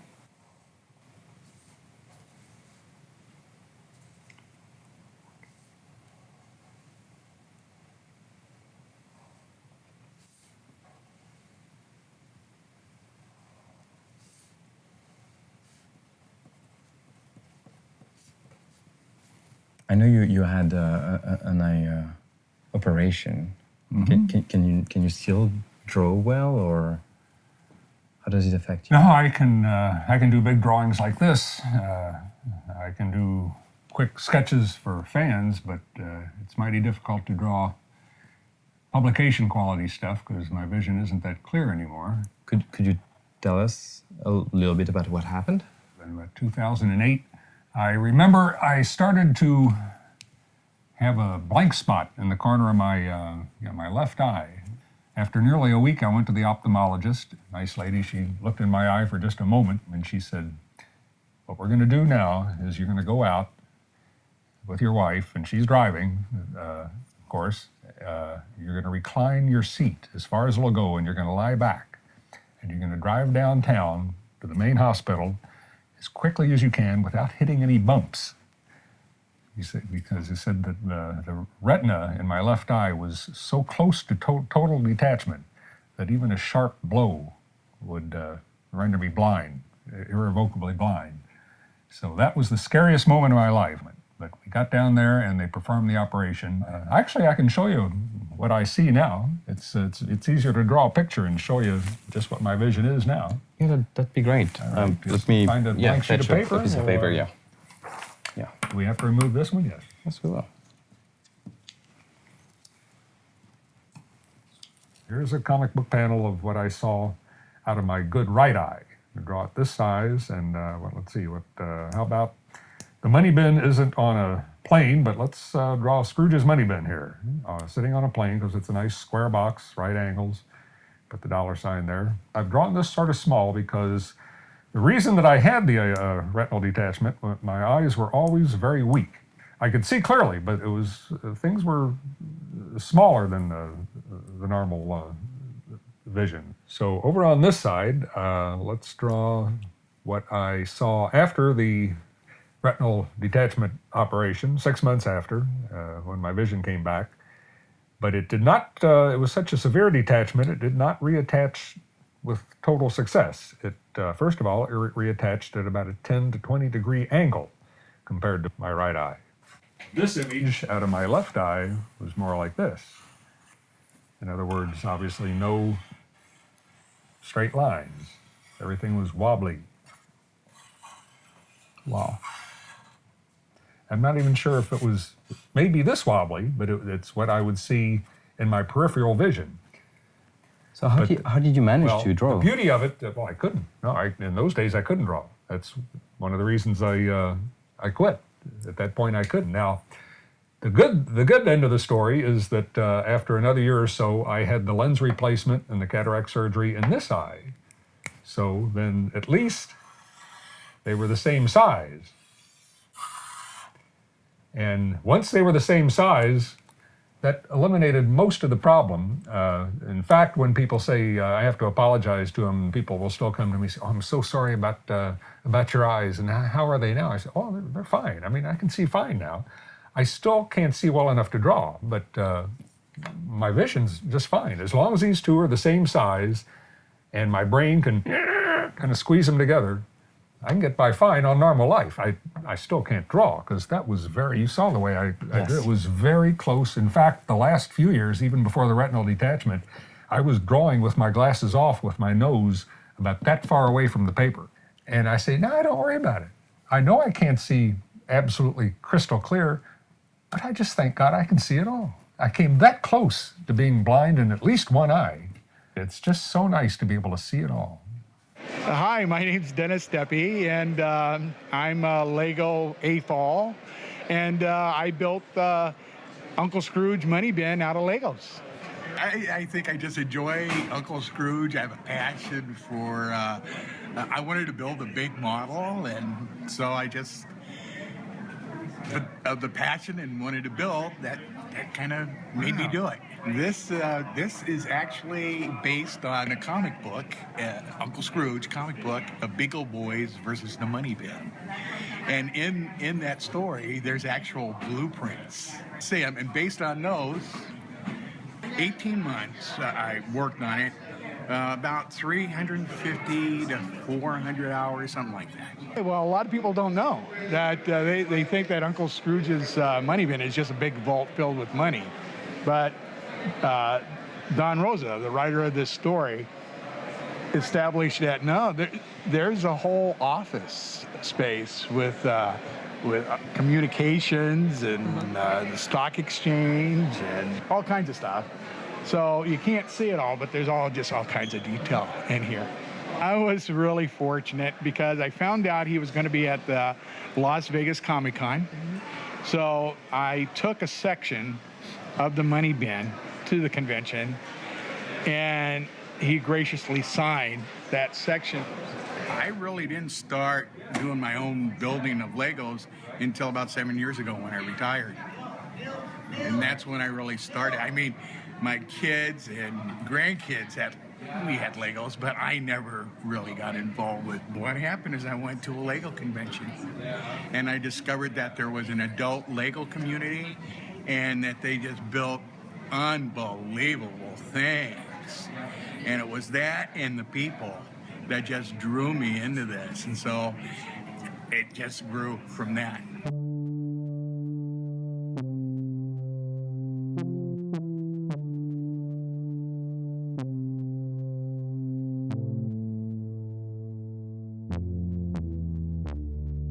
Oh, I come here every year for about 12, 13 years now. The guy who runs this show, Mark Nathan, he's a real old friend of mine, and he's one of the biggest duck fans in America. And I only get invited to the ones that are run by old comic book shop owners, the guys who have been in it for 30, 40, maybe longer. They were in it when there was no money in it because they were fans. And those are the people who invite me because I've known them so long. And they have comic shops, and they'll have their own booth here someplace. Hey, Richie. Hi. In America, I don't bring in a lot of people.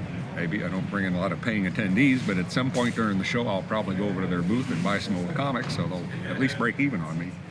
I get visited by two different types of Americans. You know, there's a very few of them. They grew up with these comics, but then the other people are the ones who have no clue that there have ever been Disney comics. That's the incredible thing. It's not like there's a slight difference between Europe and America. These are the world's best-selling, most popular comic books, and they have been for 60, 70 years.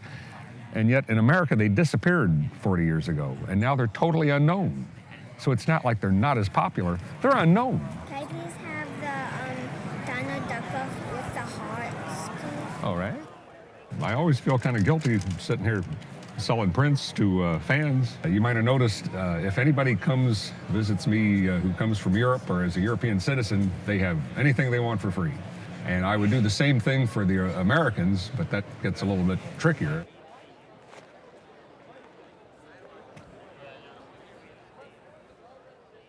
I like the times when they buy a print and they want to make sure that I know it's for their 2-week-old child. In other words, they're buying it for somebody who has no idea who I am and will probably never know who I am. But doesn't the true fans make it worth it to come that's here? the only reason I did it for an extra 20 years. As frustrating as that work was, the fans in Europe and the few in America, they made it all worth it.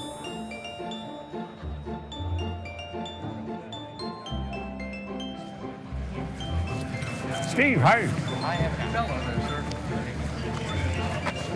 What can I do for you? This is where I left off yesterday, so with the Jays. There's still lots of comics I need for my collection, especially the ones that 40 years ago when I was going around to comic conventions were costing like $5, and I was spending like 35 cents and 50 cents for a comic book from the 50s or late 40s. Now those comics are, some of them $600 a piece, $1,000 a piece. So if I do make some money off, try to make it off those people who really have no idea who I am. Before the con starts, I'll hunt down some old comics in the room that I need and ask my friends to hold them for me, and then I'll go back the next day or sometime during the weekend and buy them and not even think about what they cost. Yeah. I think he said he'd take $200. I think you're right. Yeah, that's fine. My whole experience, I never paid more than maybe $50 for a rare comic. But if I find one here and I've made some money selling these prints, I'll just plop down like $700. It's fake money. It's fan money. You know, I take it from fans and I give it back to fans. So I brought you some color pencil for this one. Yeah, this one's going to be a little different, not the usual glass table thing, because you told me that you have no fans in the US, so. Well, not many, and they've been proving me a liar but now this is more like it. This is more like a typical American comic show for me. So I figured, why don't take that time for you sitting here to do the 11th portrait, and then we'll show it to the European fan and see what they think about it. Are you good? Sure. I just have to do something with the cam. I have to put it and we're doing something, and then we'll be gone. I'm all ready. Cool. Thank you.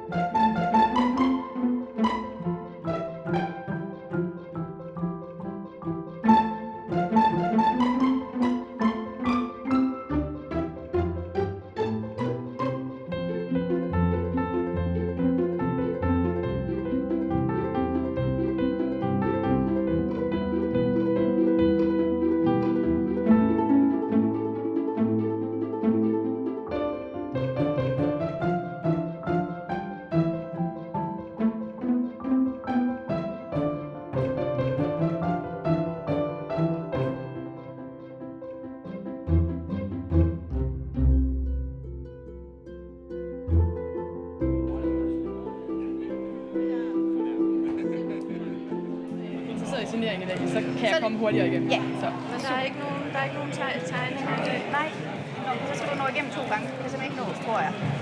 Hvad du har? 204. Altså, du kan få et nummer af mig, hvor jeg kan skrive tegning på. Og hvis det rent faktisk når så langt, så har du sagt, men jeg er nødt til at sige til dig, jeg vil understrege meget, meget tyk skrift, at jeg tror, det er usandsynligt, men jeg vil simpelthen lukke muligheden ned, fordi hvis der er 100 mennesker, der bliver væk, så kan det jo gå hurtigere. Men hvornår er det så, hvis jeg får den nummer nu? Jeg tror faktisk 49 er nok bedre, og den tror jeg, du kan komme til inden for 4 timer. Men hvis man får den, så kan jeg så ikke få prøve at få tegninger senere, selvom det nok ikke Jo, men det er ikke så meget, men du vil ikke få større chance. Tegninger, det får man, når man har været igennem en gang, kan komme hen til mig på et nyt nummer, men vi er ude i, jeg giver 400 et eller andet nummer ude. Nu kan du godt se, hvor langt vi nåede i går, ikke? Karl Marx never traveled, so I was the first person that they could pour out their appreciation, not just for my stories, but for Marx's stories and everybody's stories.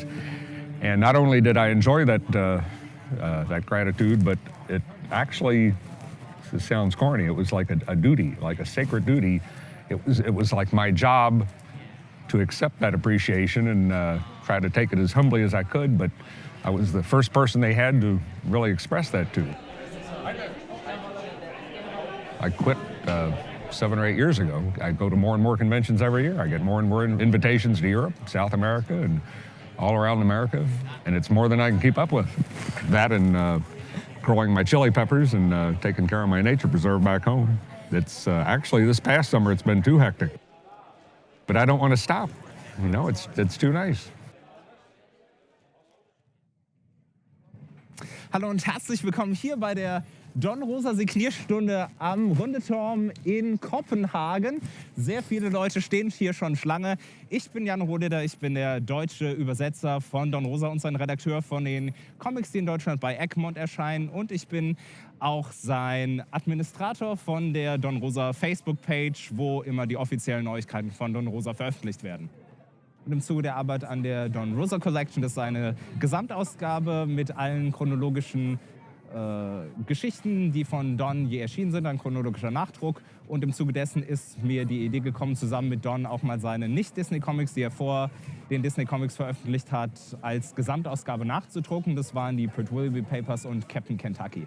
Da weder Don noch ich das Projekt vorfinanzieren konnten und wollten, weil es halt ein großes Risiko war, habe ich mich entschieden, das als Crowdfunding-Kampagne zu machen und habe halt gedacht, sind vielleicht ein paar Fans interessiert, auch weil ich es auf Englisch veröffentlicht habe, um eine möglichst große Menge an Fans zu erreichen. Und ja, es hat wirklich sehr viele Fans erreicht, überall auf der Welt, genau wie seine Dark Comics. Also ich hatte Bestellungen aus Vereinigte Arabische Emirate, Ägypten, Japan, Amerika, viel aus Skandinavien natürlich. Und ja, also es hat wirklich sehr viele Fans in praktisch genauso vielen Ländern wie seine Duck Comics angesprochen.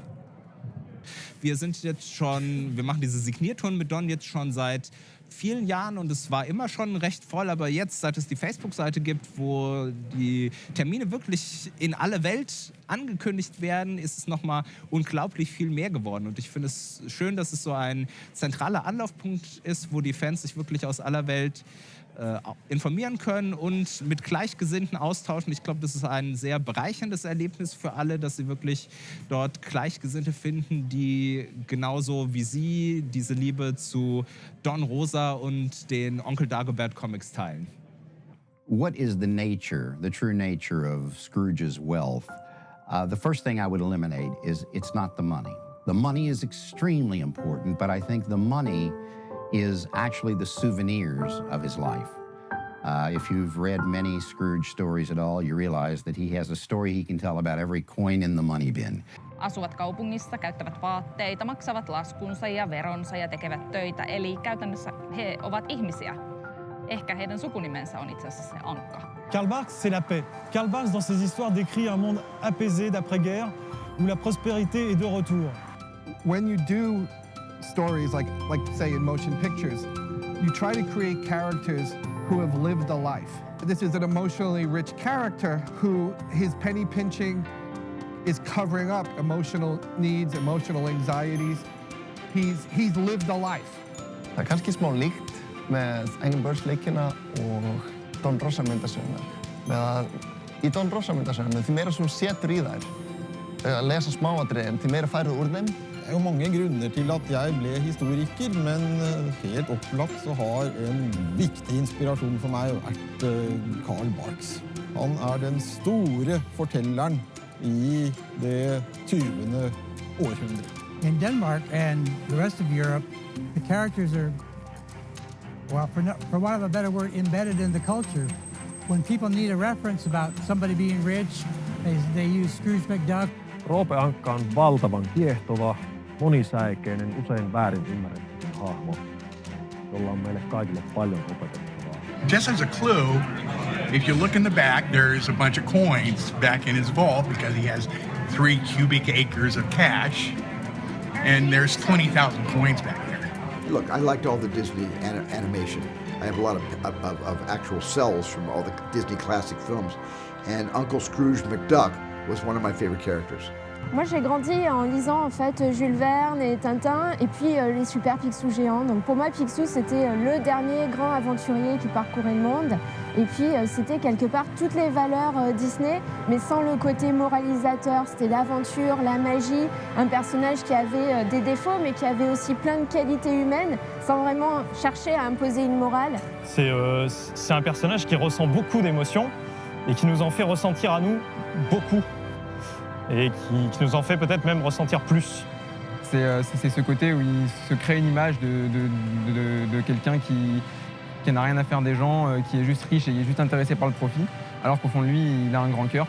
La première rencontre avec l'imaginaire, quasiment, puisque j'étais petit, je rêvais de construire un bateau pour aller chercher n'importe quel trésor. Et le plus important pour moi, le plus intéressant dans Picsou, c'est qu'il est capable donc de transformer cette avarice, ce péché, en force, de lui donner l'abnégation et le courage pour avancer, pour devenir le canard le plus riche du monde.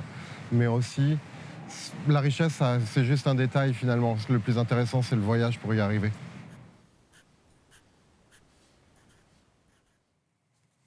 Finally, the 12th portrait.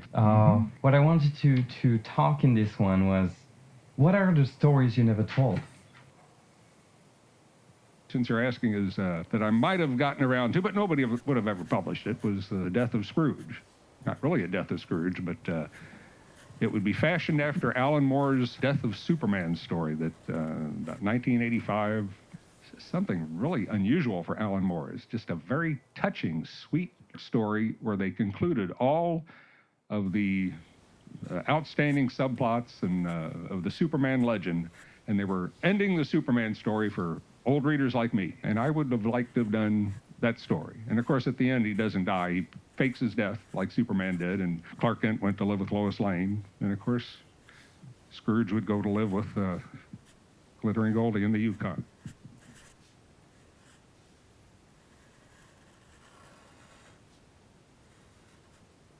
Why don't we go out a little bit and finish this one later?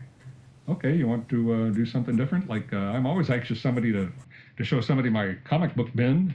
I'm real proud of my comic book collection. I'm still working on it. If we can, that would be... Certainly, I love that. Okay, well, let's go to the comic book bin. I'll lead the way. All right.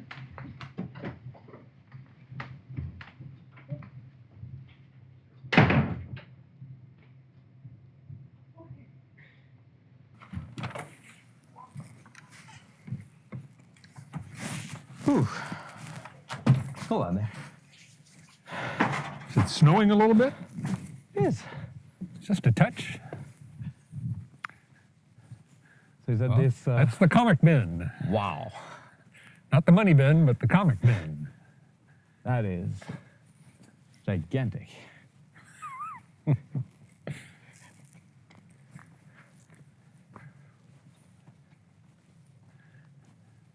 We'll just use the side door.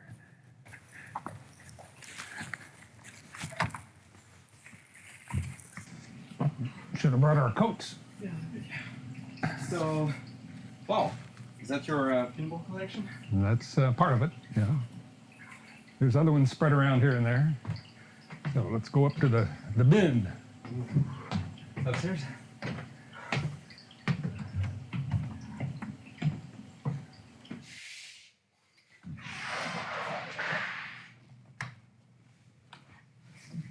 There we are. There's the comic book bin.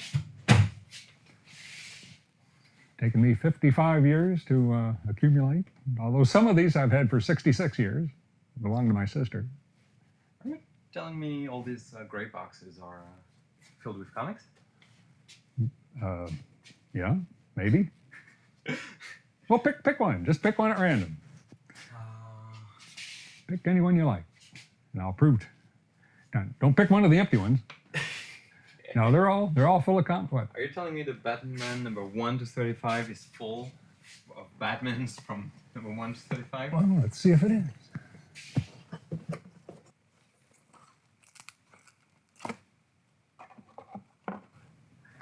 Number 1. Here, hold on to that for a minute. Okay. Nice big number 2 on here. Okay. Nice number 3. And so on and so on and so on. Pick another box. Gold Key Comics, which were the publishers of the Disney comics in the 60s. Here's a full set of Marvel comics. That's pretty much a full set of DC comics from about 1948 to 1970. And right here are the best comic books ever published on the planet Earth. The ECs. Crime Suspense Stories, Haunt of Fear, Tales from the Crypt. This is one of the ones we talked about that I could never get rid of. I couldn't part with. My first issue of Uncle Scrooge. It's still got my sister's name on it right there, Deanna. What would you think this collection is worth? Some of these comics are pretty valuable, I guess, but that makes no difference to me. I mean, in modern times, people think the point of collecting is to build value. Like they're only looking for mint condition, and they don't want a full set. They want key issues, ones that are especially valuable because of what they're worth to somebody else. These comics mean nothing to them personally. They're actually working for somebody else. They're wasting their life collecting value, and they think that's important. That's only money. These things are an achievement. But wouldn't you say your stories were your biggest achievement? Biggest achievement in my life? Well, I wouldn't have started doing the stories if not for these comics and how much I love them, and the Barks comics, which are right up here, and like right here. So I guess they go together. I couldn't have one without the other. It's all part of my life's achievement. That's what being a collector and a fan of Carl Barks led to, is ultimately in 2017 you being here and filming me talking about this sort of achievement.